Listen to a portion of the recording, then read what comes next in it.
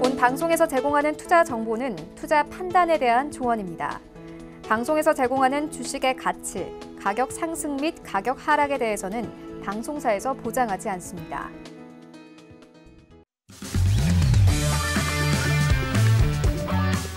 안녕하세요. 해왕마스터와 함께하는 고수는 지금 진행의 김석입니다.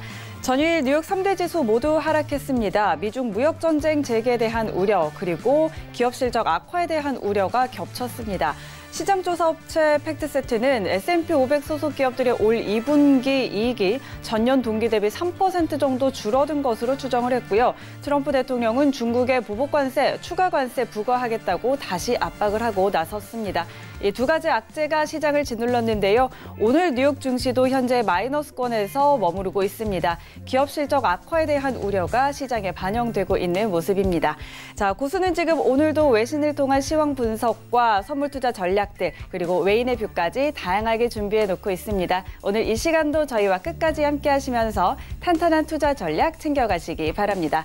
네, 저희와 함께하는 1시간 굉장히 짧게 느껴지실 겁니다. 더 추가적으로 궁금한 부분들은요. 해왕마스터의 오픈 채팅방에 들어가시면 방송 시간 이외에도 다양한 정보들 얻어가실 수가 있습니다. 오픈 채팅방에 샘플러스 해왕 검색하시고요. 비밀번호 센TV 입력하시면 바로 입장하실 수가 있습니다. 이 부분도 활용하셔서 많은 정보들 얻어가시기 바랍니다. 자, 그리고 고수는 지금 유튜브로도 함께 하실 수가 있습니다. 유튜브 검색창에 서울경제TV 검색하시면요. 라이브 방송 보실 수가 있고요. 또 저희 방송은 채팅창 참여도 가능합니다. 이곳에 방송 보시면서 궁금한 부분들 남겨주시면 저희가 방송 중에 실시간으로 답변해 드리도록 할 테니까요. 여러분의 많은 참여 기다리고 있겠습니다. 참고로 본 방송에서 제공하는 정보는 투자 판단에 대한 조언일 뿐 해당 상품의 가치와 수익률 보장하지 않는다는 점 기억해 주시고요. 고수는 지금은 자본시장통합법 준수하고 있습니다. 1:1 투자 상담과 유사 수신행위 그리고 무인가 영업행위 등 모든 불법 사항들 엄격하게 금지하고 있음을 알려드립니다. 자, 고수는 지금 오늘도 힘차게 출발해 보도록 하겠습니다. 해왕마스터 모셔봅니다.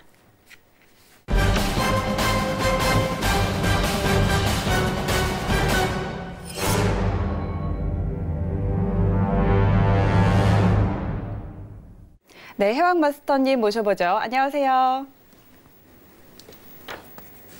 네, 안녕하세요. 해왕입니다. 네, 오늘도 어닝 시즌이 진행 중입니다. 여러분 이 부분 좀 참고해 주시면 될 것 같고요. 네.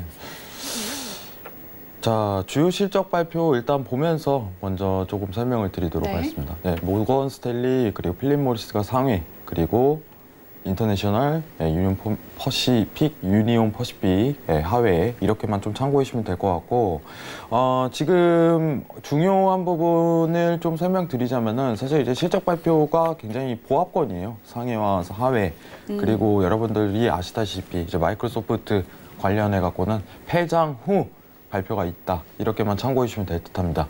이상입니다. 네. 자, 해왕마스터와는 잠시 후에 더 자세하게 투자에 대한 이야기 나눠보도록 하고요. 자, 현재 시세 먼저 확인하고 오늘도 출발하도록 하겠습니다. 현재 미 본장은 계속해서 마이너스권에서 거래되고 있는데요. 선물시장 시세도 함께 확인하시죠. 미니 S&P 500부터 확인합니다. 현재 0.08% 하락세입니다. 2,982포인트 선에서 거래되고 있습니다. 다음은 나스닥입니다. 0.03% 하락세입니다. 7,883포인트 선에서 거래되고 있습니다. 네, 다음은 크루드 오일입니다. 1.35% 하락세입니다. 56달러 15센트에 거래되고 있습니다. 다음은 골드 시세입니다. 0.25% 하락세입니다. 1,419달러 선에 거래되고 있습니다. 마지막으로 유로 FX 확인하시죠. 0.04% 하락세입니다. 1.12715달러에 거래되고 있습니다. 네, 오늘도 선물 시장 시세 먼저 확인해 드렸습니다. 자, 그렇다면 외신 쪽에서는 어떤 이야기들 나오고 있는지 오늘의 헤드라인 뉴스 확인하시죠. 헤지펀드 투자자 카일 베스가 미 연준이 내년에 금리를 거의 제로 수준으로 내릴 것이라고 경고했습니다. 그는 3개월물과 10년물 국채금리가 역전되는 등 채권 시장에 강한 침체 신호가 나오고 있다는 것에 주목하며 연준이 일본은행을 따라 양적 완화를 재개해야 한다고 언급했습니다. 또한 장기적으로 실질 성장률이 제로로 떨어지며 제로금리에서 벗어나지 못할 수 있다고 말했습니다. 뱅크 오브 아메리카 메릴 린치의 환율 담당 대표가 중앙은행들이 모두 통화정책 완화 신호를 보내며 환율 전쟁에 개입하고 있다고 주장했습니다. 그는 모두가 환율을 움직이려고 하기 때문에 결국 아무도 이익을 보지 못한다고 지적했습니다. 한편 월스트리트는 달러 절하를 위한 트럼프 행정부의 정책적 개입을 관측하고 있습니다. 다만 트럼프 대통령이 통화 정책을 강제할 권한이 없기 때문에 불확실성을 증폭하는 방식으로 금리 인하를 압박한다고 지적했습니다. 세계 증시의 패러다임이 변하고 금이 최고 투자처가 될 것이라는 전망이 나왔습니다. 헤지펀드 대부인 레이 달리오는 중앙은행들이 통화가치 절하 정책과 관련해 더 공격적으로 나올 것이라고 진단했습니다.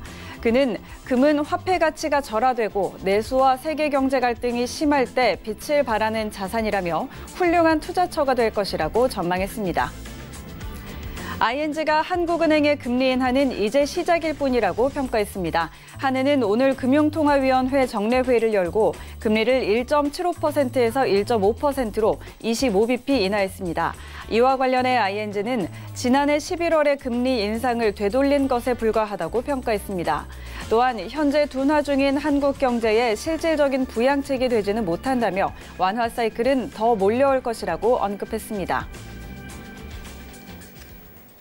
네, 오늘도 이렇게 4가지 헤드라인 소식들 전해드렸습니다. 자, 그렇다면 해왕 마스터와 함께 헤드라인 뉴스들 더 하나씩 더 자세하게 짚어보도록 하겠습니다. 자, 먼저 첫 번째 소식부터 살펴보도록 하죠. 자, 연준이 내년에 금리를 거의 제로 수준으로 내릴 것이라는 전망이 나왔습니다. 헤지펀드 투자자 칼 베스라는 사람이 예측을 했는데요. 미국 경제가 침체로 향하면서 연준이 예상보다 더 많은 금리를 내려야 할 것이고 따라서 미국 금리는 내년에는 거의 제로 수준에 가까워질 것이다라고 예측을 했습니다. 채권 시장에 침체 신호가 나오고 있다라는 이유인데요. 연준의 금리 인하 기대에 제로 금리 가능성까지 제기가 되고 있는 상황입니다. 이 부분 좀 어떻게 볼까요? 네, 일단은 설명드리도록 하겠습니다. 네. 내용부터 먼저 같이 한번 살펴보도록 할게요. 자, 제가 항상 얘기 드렸던 부분은 이거예요. 10년물, 3개월물 채권 자체는 이제 거시적 분석에서 거의 잘 활용되지 않는 편입니다. 2년물이랑 오히려 비교 분석 자체를 잘 해야 된다. 이 부분 설명드렸는데 그렇죠. 이번 이제 또 언급 자체에 대한 근거 자체가 10년물, 3개월물 채권에 대한 비교가 10년물, 3개월물에 대한 채권 자체가 비교됐다는 부분은 뭐냐면은 일단은 기준 근거 자체가 굉장히 빈약하다. 이렇게 좀 설명을 드리도록 할게요. 네. 거시적 경제에 대한 대비 그리고 이제 금리에 대한 제로를 주장하려면은 2년물 채권에 대한 비교 자체를 먼저 하는 게 순서다. 네. 저는 사실 칼 베스가 누군지 모릅니다. 예, 네. 여기 나온 건 헤지펀드 투자자라고 나와 있는데 저는 이 부분에 대해서 어떻게 보면 공감이 거의 안 가는 편이다. 이렇게 좀 설명을 드리고 싶어요. 일단 기준 어떻게 보면 주장하고자 하는 내용에 대한 근거 자체도 굉장히 빈약할 뿐더러 원래 당초 이제 금리를 제로로 내린다는 거는 어떤 시장에 대한 경제 악화가 터졌을 때 그때 가능성이 제일 높다고 생각을 해요. 유로존 같은 경우는 어떻게 보면은 상황 자체가 악화되기 때문에 금리를 이제 제로금리에서 벗어나지 못하는 상황 자체가 펼쳐진 거고 제로금리를 끌어내린다는 것 자체는 아직 명분이 굉장히 부족해요. 시장적 상황에 대한 판단도 굉장히 뚜렷하지 못합니다. 네. 이거를 지금 어떻게 보면 여러분들도 이제 이번 달 물가지수로 같이 확인하셨을 텐데 물가지수 자체가 어떻게 보면 하회하지를 않았어요. 근거가 굉장히 부족한 거예요. 네. 이거는 단순 추측입니다. 그래서 1번 헤드라인 자체는. 저는 그래서 경제 실질 성장률이 제로로 떨어지며 제로금리를 벗어나지 못할 수 있다고 말하는 부분에 대해서는 저는 강한 부정을 하도록 하겠습니다. 네. 강한 부정입니다, 저는. 이 부분은 추후에 어떤 여러분들 이제 시청자분들도 어떤 기준에 대한 근거 자체가 있을 거예요. 자신이 생각하는 과거에 내렸던 상황 자체 모멘텀이 어떤 식으로 나왔는데 그 상황 자체가 연출되면 그렇게 될 것이다 이렇게 판단하는 건데 제가 3개월물에 대한 비교 자체로 이거를 근거를 내세우는 이유는 뭐냐면은 이 3개월물 자체가 제로금리를 끌어내린 적 자체가 없어요. 여건 자체가. 2년물이 오히려 발생한 뒤에 2년물, 10년물이 발생한 뒤에 오히려 제로금리를 끌어내린 적이 여태까지 3번 중에 3차례 중에 3차례 다 적용됐습니다. 그렇기 때문에 제가 기준 근거를 이 2년물로 초점을 맞추라고 항상 내렸던 거예요. 근데 어쨌든 이슈는 이슈였어요. 최근에 3개월물에 대한 10년물, 어떻게 보면 10년물 3개월물에 대한 스프레드가 됐다는 부분 자체가 몇 개월 전부터 이루어진 상황인데 이걸 근거로 또 제로금리를 끌어내릴 것. 이랬으면요. 여태까지 그때 그 당시 몇 개월 전에 야 이제 제로금리 갈 거야. 이렇게 가야지. 연준에서 한두 차례 내린다고 기준 제로금리 갈 것. 이렇게 판단 내리는 건요. 여러분들 이거는 좀 과도한 언론의 행태 아닌가. 이렇게 좀 판단을 내리도록 할게요. 기준에 대한 근거 자체가 아직 그리고 지표상 도달을 안 했다. 제로에 대한 어떤 근거 자체가 굉장히 내용이 부실하다. 이 부분만 좀 설명을 드리도록 하겠습니다. 이상입니다. 네, 현재 뭐 미국의 경제 지표 부분이나 이런 부분들을 봤을 때 뭐 근거와 명분이 부족하다, 제로금리 가능성까지는 아직 좀 과한 판단이다라는 의견을 주셨습니다. 자, 저희 두 번째 뉴스도 한번 같이 살펴보도록 하죠. 주요 국가들의 중앙은행들이 현재 환율 전쟁에 깊이 개입하고 있다라는 주장이 나오고 있습니다. 뱅크 오브 아메리카에서 나오는 진단인데 미 연준과 ECB 등이 모두 다 통화 완화 정책을 펼치려고 하고 있는 상황이죠. 그런데 모두가 동시에 환율을 움직이려고 하기 때문에 결국에는 아무도 이익을 보지 못할 것이다라는 판단이 좀 나오고 있습니다. 자, 그리고 환율 전쟁과 관련해서는 트럼프 행정부가 달러 절하를 위해서 정책적으로 개입할 수도 있다라는 예측을 월가에서는 내놓고 있는 상황인데요. 트럼프 대통령이 무역 불균형을 이유로 좀 양적 완화 조치를 계속해서 연준에 압박을 하고 있는 상황이죠. 이 뉴스는 좀 어떻게 분석해 볼 수가 있을까요? 네, 이게 사실 진짜 환율 전쟁 관련해 갖고는 제가 이게 1시간을 설명해도 좀 부족하거든요. 사실요. 1시간을 설명해도 부족해요. 왜냐면 지금 달러 절하라는 어떻게 보면 달러에 대한 평가 자체를 낮추는 정책 자체가 트럼프에 대한 어떻게 보면 지금 미국의 정책 상황이랑 굉장히 유리하게 이끌 수가 있어요. 네. 근데 저는 절하 정책에 대한 예상 자체가 순서대로 흘러갈 가능성이 굉장히 높다고 생각을 합니다. 여기 마무리 내용 보시면은 트럼프 대통령이 통화 정책을 강제할 권한이 없기 때문에 불확실성을 증폭시키는 방법으로 금리 인하를 압박하고 있다고 지적을 합니다. 네. 지적을 했습니다. 이 부분은 굉장히 공감이 가요. 트럼프 정책 자체가 어떻게 보면은 지금 금리 인하에 대해서 계속적으로 압박을 시도하는데 이 압박 그렇죠. 자체가 이제 연말 내년까지는 이어갈 가능성이 굉장히 높아요. 근데 지금 여러분들 앞으로 금리 인하를 쭉 할 거야 이거보다는 지금 앞에 놓인 상황만 일단 대처를 하면 되는 거예요. 앞에 놓인 상황만. 지금 앞에 놓인 상황 자체는 어쨌든 금리를 한 차례 인상한다. 이 부분 가지고 평가를 하는 게 오히려 순서에 맞다고 보고 있습니다. 장기적인 모멘텀 자체는 지금 측정할 수가 없어요. 상황 자체가. 이 부분은 여러분들 제가 카톡방에서 달러 평가 절하 관련해 갖고 좀 장황하게 근거를 가지고 설명드린 시간을 한번 가지도록 할게요. 이건 내용이 굉장히 복잡합니다. 이거는 제가 이제 자료 자체가 굉장히 많기 때문에 이거를 보면서 이제 설명을 한 차례 한 차례 두는 게 이게 더 맞다고 생각하고 왜 트럼프가 달러 절하 정책을 펼치려고 하는지 어떤 근거는 무엇인지 이 부분에 대해서 좀 나중에 추후에 자세하게 설명하는 시간을 가지도록 할게요. 앞으로 사실 이제 전일 이제 미중 무역 관련해 갖고 조금 반발이 있었죠. 네. 네. 그래서 사실 이제 매도값에 대한 대응 자체가 굉장히 유리할 것이다 이렇게 좀 평가를 했던 부분이 있는데 여러분들한테 좀 설명드리는 거는 이제 고수는 지금 코너에서 이제 헤드라인 자체에 대해서 갑작스럽게 터진 이슈 이 부분에 대해서 좀 이제 집중적으로 다룰 거예요. 앞으로 지속적으로. 오늘 내용 자체는 일단은 사실 지금보다는 이제 4번 오늘 한국은행 내용 자체가 굉장히 중요하고요. 네네. 이슈 자체가 오늘 나머지는 사실상 이제 어떻게 보면은 지수라든가 모든 변동폭에 큰 어떤 초점을 맞출 수 있을 만한 상황은 아니라고 보고 있어요. 지금 이런 거는 예상을 충분히 어떤 식으로도 달러 절하 관련해 갖고는 초점이 맞춰진 상황이에요. 예전부터. 그렇기 때문에 너무 개의치 마시고요. 다른 외신 보고 차라리 오늘 좀 중요한 부분에 대해서 더 추가적으로 설명드리는 게 나을 것 같아요. 네. 일단은 달러 절하 이 부분은 제가 따로 강의를 준비하도록 할게요. 이상입니다. 네, 좋습니다. 자, 그럼 세 번째 헤드라인도 같이 이야기 나눠보도록 하겠습니다. 세계 증시의 패러다임이 변하고 금이 최고의 투자처가 될 것이다라는 전망이 나왔습니다.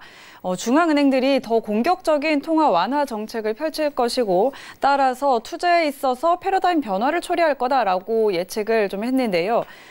자, 현재 너무 많은 투자자들이 주식과 같은 자산을 가지고 있고 그렇기 때문에 수익률은 줄어들 수밖에 없다라는 근거를 좀 들었고요. 이럴 때 빛을 발하는 것이 사실 금과 같은 자산이다라는 그런 전망인데 회왕님은 좀 어떻게 보시나요? 네, 일단 이제 제가 기준에 대해서 이제 다시 한번 바꾸려고 좀 생각을 많이 하고 있어요. 네. 여태까지 이제 골드에 대한 방향성 자체에 대한 모멘텀을 좀 생각을 했는데 오늘 여러분들 이제 피드백을 다시 해야 돼요. 피드백을. 사실 달러에 대한 약세 이 부분입니다. 달러에 대한 강세장이 이어지면은 이제 골드에 대한 어떻게 보면 안전자산에 대한 투자 매력 자체가 굉장히 떨어질 것이다. 이 부분이 기본 모멘텀이었는데 어제 이제 골드 차트 보도록 할게요. 네. 골드 자체에 대한 지지대 자체가 다 풀렸다는 근거는 뭐냐면은 오늘 굉장히 중요한 내용을 할 겁니다. 이거 원래 강연회 때 좀 내용을 자세하게 설명드리려고 했는데 네. 지금 달러에 대한 평가 자체로 앞으로 골드에 대한 단가 위치를 내리는 게 굉장히 무의미해질 거예요.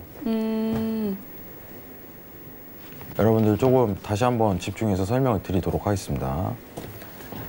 달러에 대한 평가로 골드에 대한 어떻게 보면 방향성을 찾는 게 굉장히 힘들 것이다. 이건 무슨 뜻이냐면은 전 세계에 대한 금리 인하에 대한 완화 정책이죠. 통화 완화 정책으로 인한 안전자산에 대한 수요를 측정하는 게 오히려 이상적인 태도일 것이다. 이렇게 판단하고 있습니다. 지금 골드에 대한 추세 자체가 초강세를 띨 가능성이 굉장히 높아요. 앞으로. 이 부분 굉장히 중요하게 생각하고요. 단가 자체가 굉장히 이상적이지 못한 태도는 가져요. 솔직한 마음에 있어서. 단가 자체가 이상적이지 못합니다. 이거는 제가 봤을 때 한 달 내 여유분을 좀 두시면은 좋은 자리값을 장기에 대한 어떻게 보면 자리값을 잡을 가능성이 굉장히 높다고 평가하는 부분이 있고 이거 관련해 갖고는 제가 강연회 때 다 풀어드릴게요.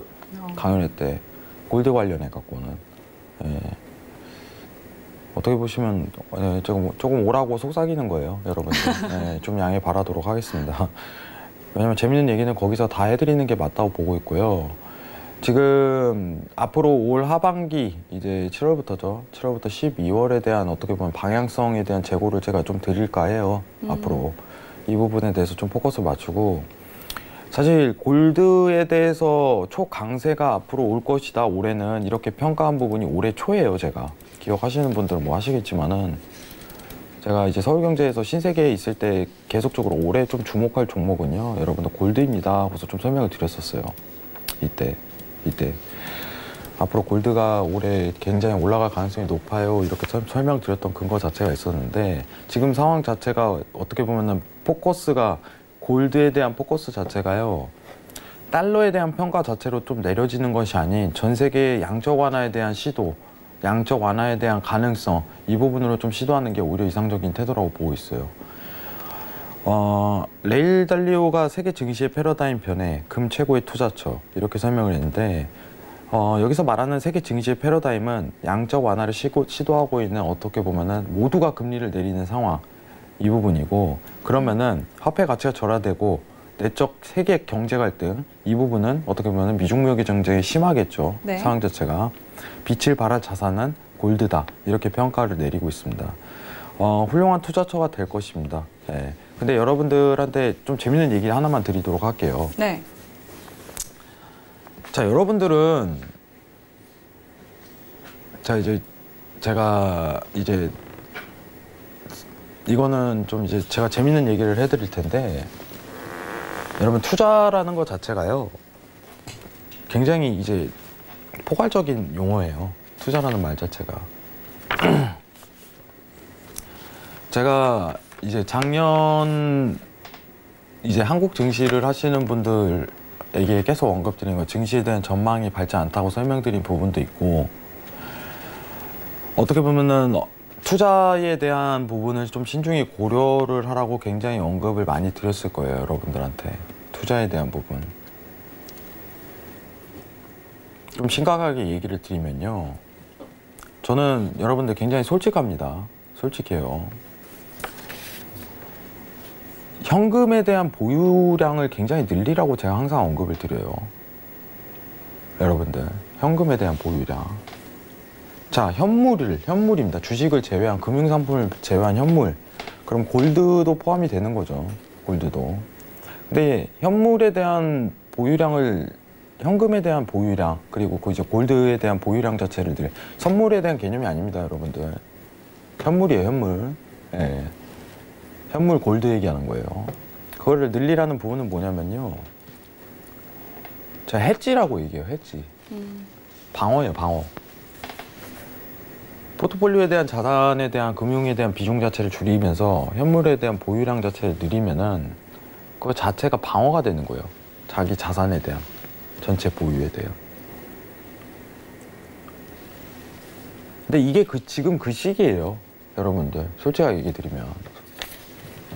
굉장히 재밌는 얘기예요. 근데 이게요, 언제 빚을 바라냐. 증시가 망가졌을 때 빚을 바래요, 여러분들. 증시가 망가졌을 때. 여러분, 인생이라는 게 굉장히 긴데, 제가 눈 딱 감고 2년만 딱 보유해보라고 했습니다. 그러면요, 누가 승자가 되면 현물을 보유하고 있는 사람이 승자가 돼요, 그때는. 왜냐면 엄청난 투자에 대한 기회 자체가 다양성이 엄청 놓이게 돼요, 상황 자체가. 제가 많이 봐와서 그래요. 2008년도 때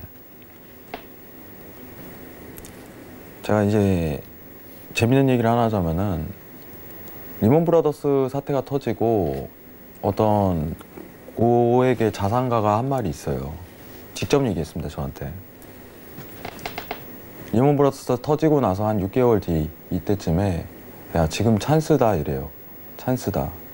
지금부터 이제 돈 벌 수 있는 기회가 많겠구나. 무슨 뜻이냐면은 그때까지는 가만히 있는 거예요. 가만히. 여러분, 뭐 어떻게 보면은 제가 여기 와갖고 방송하고 이렇게 하는데, 여러분들한테 좋은 투자처를 얘기하는 것 자체도 굉장히 도움이 되실 거라고 생각하는 편이에요. 마음이 급하면 안 돼요, 투자라는 거는. 시장의 상황이라든가 어떻게 보면 레버리지에 대한 관리 자체, 포트폴리오 자산에 대한 비중, 이 부분에 대한 조성 자체를 잘해야 돼요. 투자에 대한 개념을 어떻게 보면 저희가 흔히 얘기하는 흑수저에 대한 탈출, 이 부분으로 생각하신다면은 절대 돈을 벌 수가 없습니다. 투자라는 거는 여러분들, 자기가 이제 다 꼼꼼히 살펴보고 지금 시장의 어떤 근거에 의해서 어떻게 활동을 해야 될지 자기가 판단을 해야 되는 기준을 하는 거예요. 그럼 여기 나오는 어떻게 보면은 서울경제라든가 모든 어떻게 보면 이 세계 증시를 설명하는 분들은요, 가이드라인과 시장의 상황을 정확하게 진단해 줄 줄 아는 그거에 대한 가이드라인을 잡아주는 거예요, 여러분들. 선물이, 예전에 어떤 분이 그런 분이 있었어요. 세계 증시가 좋지 않습니다. 세계 증시가 좋지 않아요. 골드를 매수해야죠, 선물로. 이거는 현물 개념하고 완전히 다른 거예요, 선물은. 여러분들. 선물 개념하고 현물 개념은 완전 다릅니다. 골드 바랑 이 선물에 대한 골드의 지수 자체를 비교하는 것부터, 그걸 언급하는 것부터 그건 잘못된 거예요. 그거는.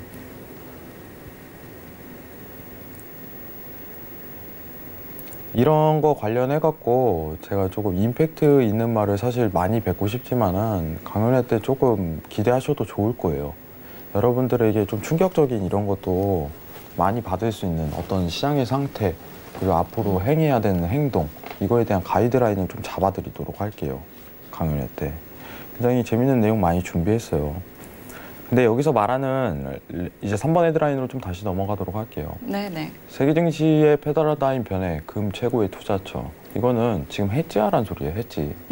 야 방어 자산해라. 여러분은 실제로 이제 한국거래소 가갖고 금 사면요 돈 별로 못 벌어요. 아무리 올라도. 근데 왜 금을 보유합니까? 해지하라고 하는 거예요. 해지. 자산 해지하라고. 여러분들 시청자분들 굉장히 똑똑하시니까 잘 판단하실 거라고 생각을 합니다. 저는 추가적인 멘트 자체는 강연회 때 이 부분 관련해서 좀 자세하게 설명을 드리도록 할게요. 여러분들에게 저는 보수적인 평가로 좀 여러분들이 어떻게 보면 손실 없이 앞으로 현명한 투자를 내릴 수 있도록 도움을 많이 드리도록 하겠습니다. 네, 일단 3번 헤드라인 마치도록 하겠습니다. 이상입니다. 네. 자, 해지 측면에서 좀 현물 보유의 그런 이야기도 좀 나눠봤습니다. 자, 저희 다음 뉴스 들어가기 전에 질문이 하나 들어와서 그 질문 먼저 답변을 하고 갈까 하는데요. 유튜브 시청자 차지현님께서 질문을 주셨습니다. 미국은 산유국 입장에서 유가가 올라가는 것이 낫지 않는지 굳이 이란과의 화해 제스처가 필요가 없을 것 같은데 다른 의도가 있는 건지 궁금합니다. 하고 질문을 주셨습니다. 자, 어떻게 볼 수 있을까요?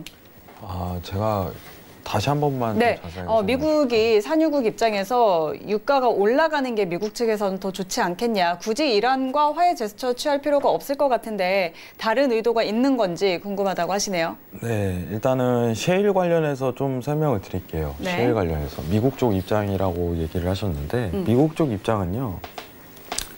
정확하게 이제 $40만 상회하면요. 수익이에요.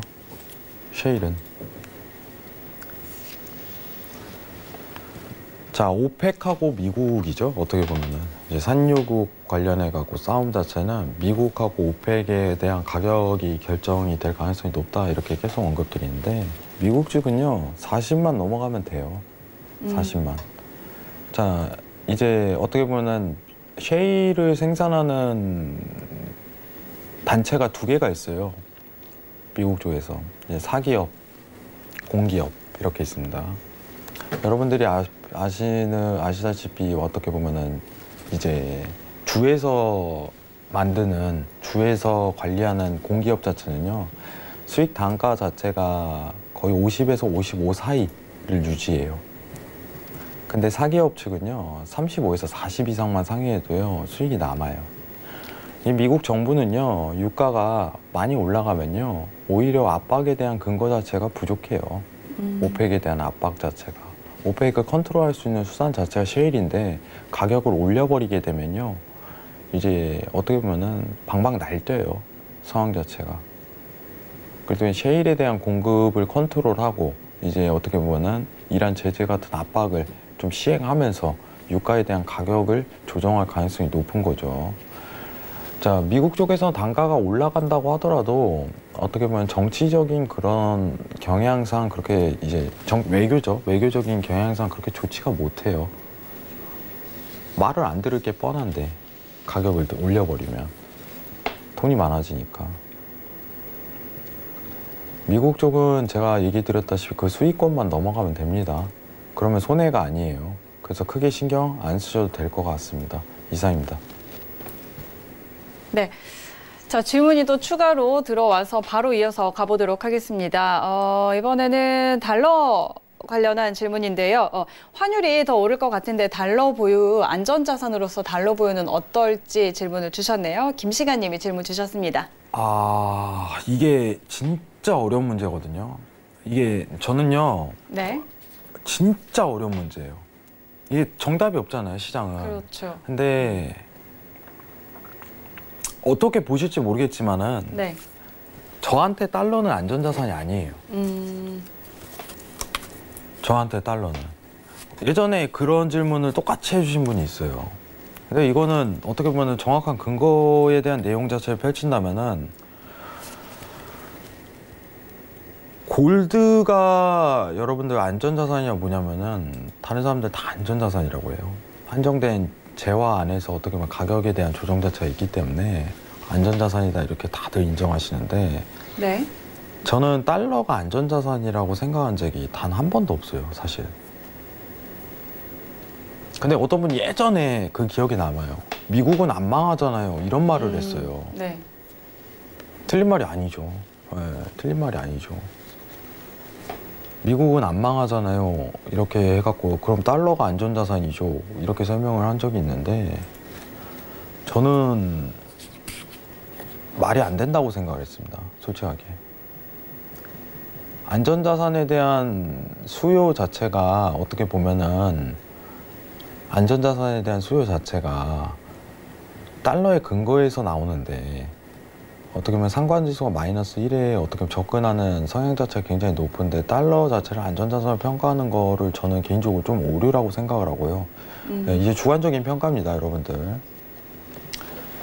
지금 상황에서 달러를 보유해서 이제 어떻게 보면 환차익에 대한 부분, 네. 수익을 좀 거둘 수 있을까요? 이 부분을 평가한다면은 저는 오히려 반대라고 좀 보고 있어요. 큰 수익을 거둘 수는 없을 겁니다. 투자 대비해 갖고. 투자 대비해서 큰 수익에 대한 부분을 거둘 수, 원화에 대한 보유를 그냥 지속적으로 하셔도 크게 상관없어요. 크게 상관없다고 생각합니다. 이 부분은 좀 명심해서 들으셨으면 좋겠고요. 네. 지금 달러에 대한 보유 형태를 어떤 이제 환전을 왜냐면 원화가 아닐 수도 있잖아요. 네, 지금 김시관님께서 뭐 유럽에서 할 수도 있고 그렇다 보니까 제가 이 부분에 대해서 조금 이제 질문에 대한 근거가 좀 다소 부족한데 달러를 크게 보유하지 않으시고 원화를 보유하셔도 상관없습니다. 개인적으로 원화를 보유하셔도 크게 상관없다고 일단 언급드릴게요. 네. 제가 말하는 어떻게 보면 이제 통화에 대한 보유 자체는 현금에 대한 보유 자체는요. 또 다른 투자에 대한 대비 개념으로 좀 설명드리는 거기 때문에 네. 환율에 대한 개념 자체를 판단하자면은 저는 어떤 통화를 가지고 있어도 크게 상관없다. 이렇게만 좀 설명을 드리도록 하겠습니다. 원화 아니면 달러 둘 다 아무거나 선택하셔도 괜찮아요. 네, 이 부분만 좀 자세하게 설명드리도록 할게요. 이상입니다. 네. 자, 이렇게 유튜브 질문에도 저희가 답변을 좀 드려봤고요. 마지막 뉴스로 이제 넘어가 보도록 할게요. 자, 한국은행이 오늘 금통위 정례회를 열고 금리를 25bp 인하하겠다고 발표를 했습니다. 미 연준이 그런데 7월에 인하를 하면 8월에 하느니 인하를 할 것이다라는 게 사실 시장의 지배적인 예측이었는데 예상보다 빨리 금리 인하를 단행했습니다. 자, 그런데 한은의 이번 금리 인하는 지난해 11월에 인상을 다시 되돌린 것에 불과하다. 아직 이제 완화 사이클은 이제 시작일 뿐이다라는 평가도 나오고 있는데요. 자, 한국은행의 금리 인하 어떻게 얘기해 볼 수 있을까요? 네, 사실 급반전이에요. 네. 여러분들. 제가 이제 한국은행 금리 인하 관련해서 좀 설명하는데 이거 굉장히 급반전입니다. 지금 저는 개인적으로 8월 금리 인하 간보고할 가능성이 굉장히 높다고 생각했어요. 그렇죠. 그래서 이게 사실 오늘 엄청난 속보로 나왔어요. 네. 속보로 나왔어요. 갑작스러운 금리 인하. 근데 시장에 큰 요동은 없어요. 사실. 왜냐면 이미 벌어진 스프레드니까. 벌어진 스프레드니까. 근데 지금 설명할 건 뭐냐면은 지금 미국 금리가 2.25에서 2.5%인데 이번 달 금리 인하하게 되면 뭐 2%까지 내리겠죠. 근데 스프레드 자체가 어쨌든 한국은행 쪽에서 금리 인하를 무조건 단행할 거라고 판단한 거예요. 네, 이 네. 내용만 가지고. 네. 야, 미국 무조건 인하한다, 이번에. 그러니까 판단해버린 거예요, 벌써. 이렇게 해도 상관없다고 좀 당긴 거죠. 당긴 거밖에 안 되고요. 이러면은 8월 금리 인하 자체는 안 할 가능성이 굉장히 높아져요. 시기상 좀 당겨질 가능성이 굉장히 높다. 이 부분만 좀 평가하시는 게 좋을 것 같고요. 시장에 큰 요동은 없을 겁니다. 왜냐 이미 벌어진 스프레드이기 때문에 미 증시가 낙폭을 한다면은 추가적인 낙폭 자체 그대로 이어질 가능성이 높아요. 일단은 4번 헤드라인으로 좀 설명드리는 부분은 이게 사실 엄청난 오늘 속보였어요. 그렇죠. 속보였지만 반전이죠. 뭐 예상치랑 다르게 반전이지만 시장에 큰 변화는 이루지 않을 것이다.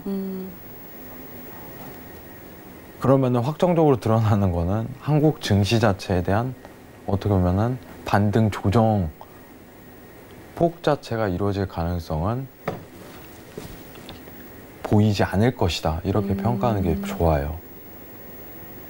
사실 이제 단기간에 대한 갭 상승 조정을 한 달간 좀 맛볼 수 있는 기회였는데 네. 한국은행이 이것마저 꺾어버렸어요, 사실상. 네.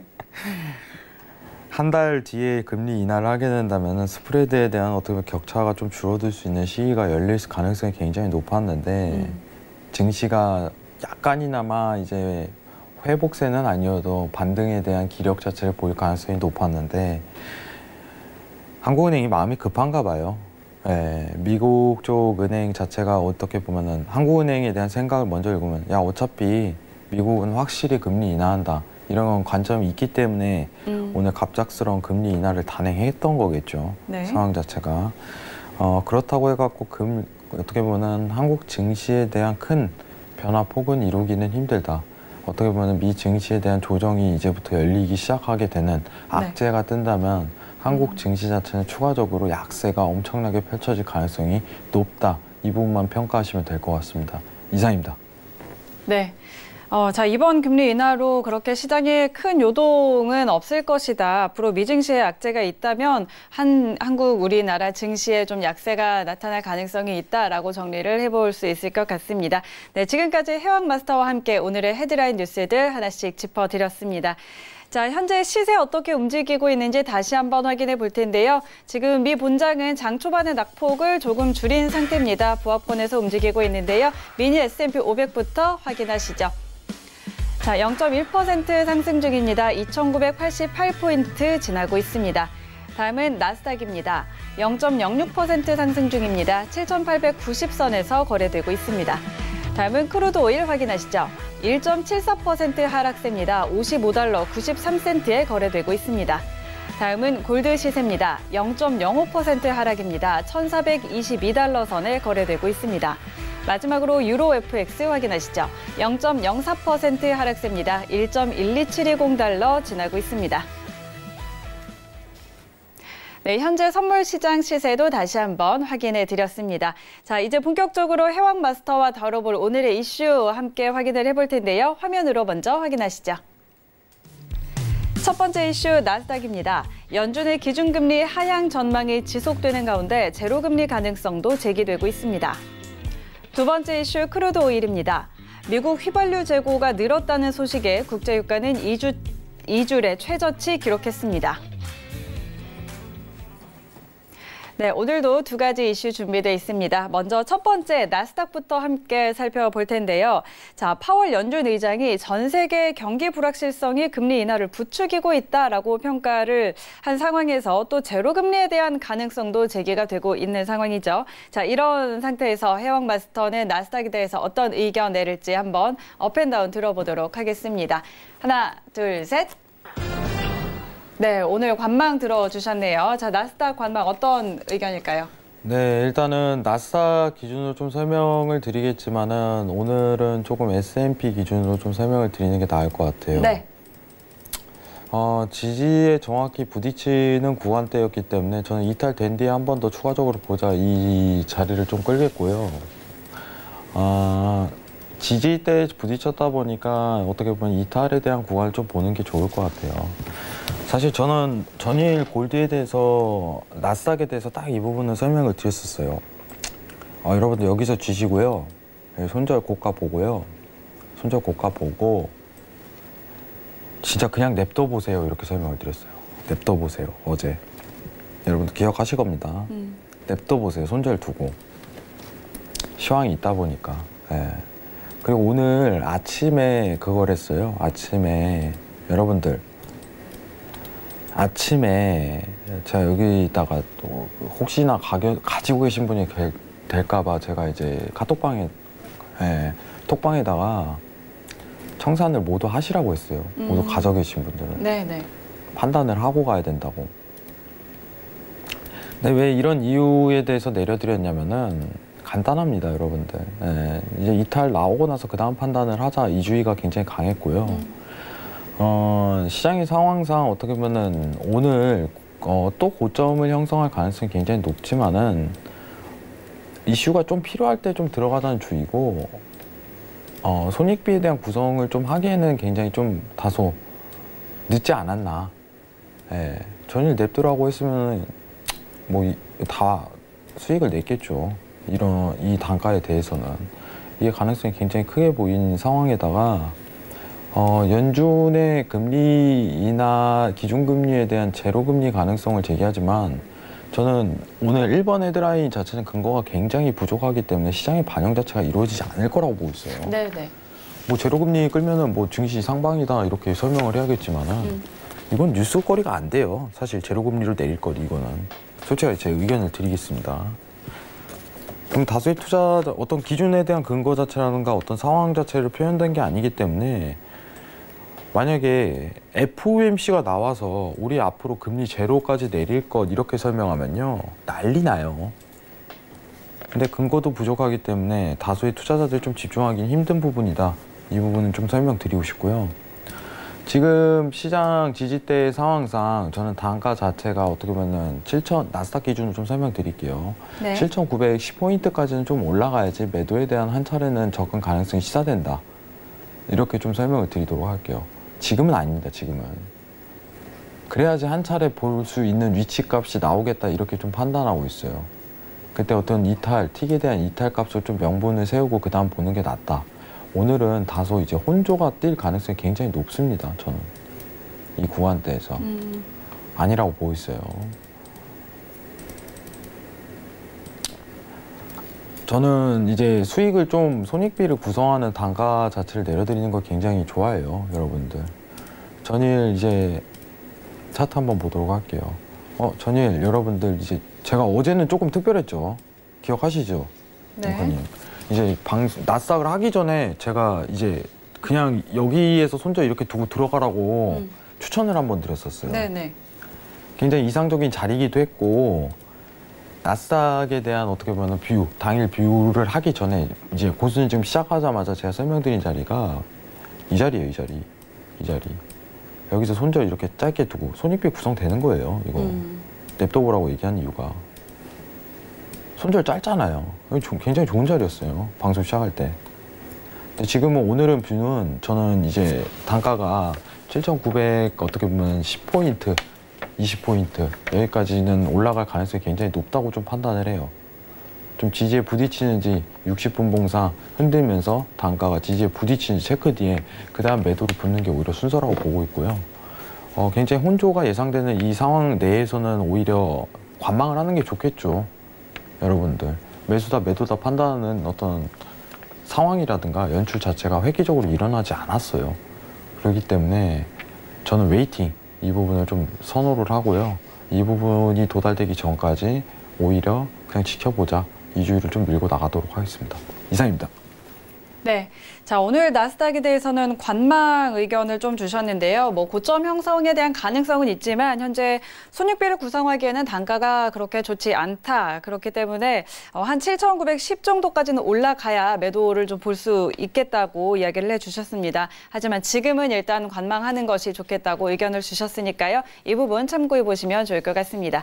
자, 두 번째 이슈 크루드 오일로 넘어가 보도록 하죠. 자, 어제 발표된 미국 원유 재고는 5주 연속으로 감소된 걸로 발표가 됐지만 자, 휘발유 재고가 크게 증가하면서 국제유가가 2주일에 최저치로 하락을 했습니다. 자, 전일 대비 1.5% 하락하면서 56달러까지 내려앉았는데 자, 오늘 이 유가의 하방 압력이 지속될지 크루드 오일에 대한 의견 한번 들어보도록 하죠. 업앤다운 들어봅니다. 하나, 둘, 셋. 자, 오늘 크루드 오일 관망 들어주셨는데 왜 눈치를 보시나요? 네. 뭐라 하실 것 같아요. 네, 너무 의견 많이 주시죠. 네. 일단 간단하게 설명드릴게요. 너무 많이 내려왔어요. 여러분들 재밌는 얘기 하나만 해드릴게요. 이거 재고 때문에 아니에요. 이거 제가 얘기 드립니다. 이거 미국하고 그것 때문입니다. 이란 때문에. 네. 화해한다는 제스처가 이만큼 센 거예요. 여러분들 이 상황에서요. 갑자기 이제 이란이 우리 갑자기 너네랑 화해 안 할란다. 네. 나 그냥 너네 핵합의 탈퇴한 거 그대로 유지해라. 다 너 말 안 들을래 이러면 날라가요. 그냥 반전 내용 또 나오기 때문에. 근데 이 상황이 계속 유지되는 여건이라면은 이 분위기가 유지되는 여건이면 저는 지지대 부딪히는 어떻게 보면 지금 단가 기준으로 해서 58까지는 올라오고 나서 매도를 칠 수 있는 여건이 되어버렸어요. 진폭이 너무 세요, 매도로. 그럼 틱으로 한번 옮겨보도록 할게요, 여러분. 네. 틱으로. 자, 틱에 대한 어떻게 보면 파동 지지가 지금 여러분들 보시면 다 나왔어요. 이거 무슨 뜻이냐면요. 이거 매도 오늘 못 본다는 거예요. 지금 만약에 매수를 보겠다 이러면은 추세 시장 상황과 영매매예요. 네네. 근데 매도를 보겠다. 이제 여러분들도 아시는 엘리언트 파동에 대한 근거 자체가 다 나왔기 때문에 금일 단가 자체가 다 나왔을 가능성이 굉장히 높아요. 근데 여러분들 지금 매수 보세요. 지금 상황, 이거 시장이랑 싸우는 거고. 자, 매도 보세요. 너무 늦었습니다. 고수는 지금에서 좋은 자리가 이 시간대 나온다면 여러분들한테 충분히 설명을 드리겠지만 저는 지금 단가 다 나오고 지금 추세 다 나온 상태인데 여러분들 어디 매수 보세요, 어디 매도 보세요 이거 자체는요. 네. 위험하다고 생각해요. 지금 위험해요. 좋지 못합니다, 여러분들. 지금 만약에 매도값을 보신 분들은 네. 익절에 대한 청산을 완전히 하시고요. 얘기 드릴게요. 익절에 대한 청산 자체를 완전히 하세요. 차라리 지금 추가적인 매도에 대한 접근을 좀 자제하시기를 권유드리면서 관망하시고 단가 다 이상적이지 못합니다. 관망하시고 그냥 천천히 구경하시는 게 더 낫다고 보고 있습니다. 이상입니다. 네. 자, 오늘 크루드 오일 매도 관망 의견까지 한번 들어봤습니다. 굉장히 바람 네. 아닌가요? 아닙니다. 네, 지금까지 해왕마스터와 함께 현재 이슈와 전략 짚어봤습니다.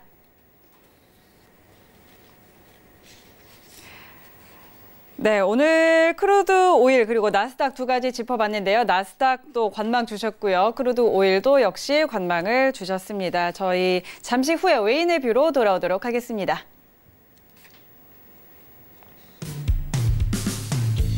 네, 오늘 외인의 뷰는 원유 매매 전략입니다.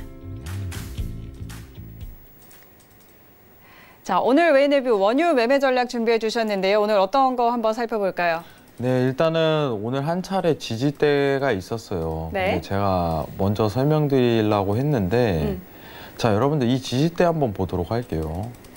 원래 당초 이제 외인의 뷰 자체가 자, 선만 보도록 할게요. 다 네. 지우겠습니다. 자, 차트로 좀 설명드릴게요. 굉장히 간단합니다. 자, 어떤 지지에 대한 근거 자체가 한 차례 있었어요. 이게 오늘 부딪힌 상태입니다, 사실. 부딪힌 상태예요. 그러면은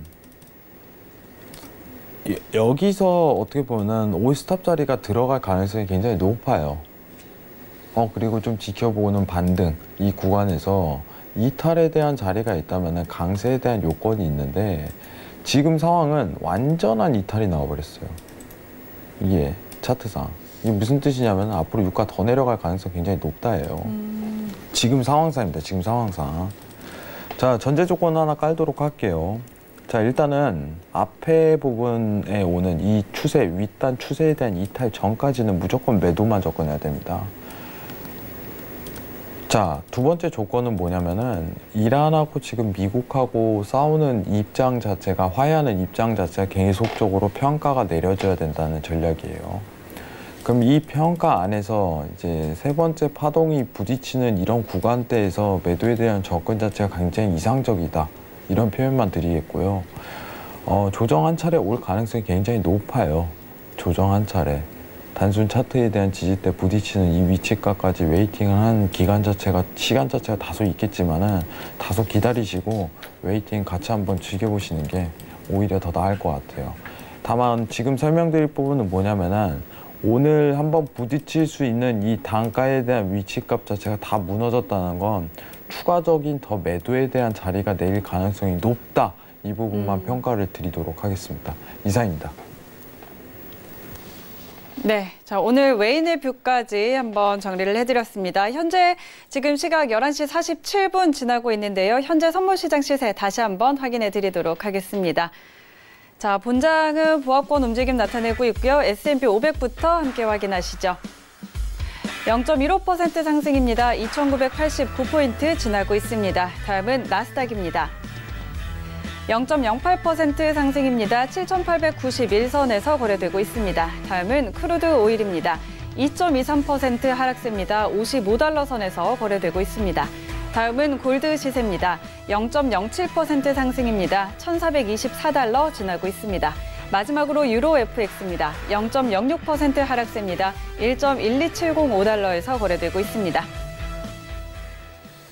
네, 현재 시세 다시 한번 확인해 드렸고요. 오늘도 이렇게 1시간이 빠르게 지나갔습니다. 해왕 마스터와 이 자리에서 인사 나누도록 하겠습니다. 오늘 말씀 고맙습니다. 네, 저희가 오늘도 이렇게 1시간 동안 알찬 내용들 전해드렸는데요. 오늘 저희가 준비한 내용은 여기까지고요. 저희는 내일 이 시간 11시에 다시 더 알찬 내용으로 찾아오도록 하겠습니다. 오늘도 함께해 주신 시청자 여러분 고맙습니다.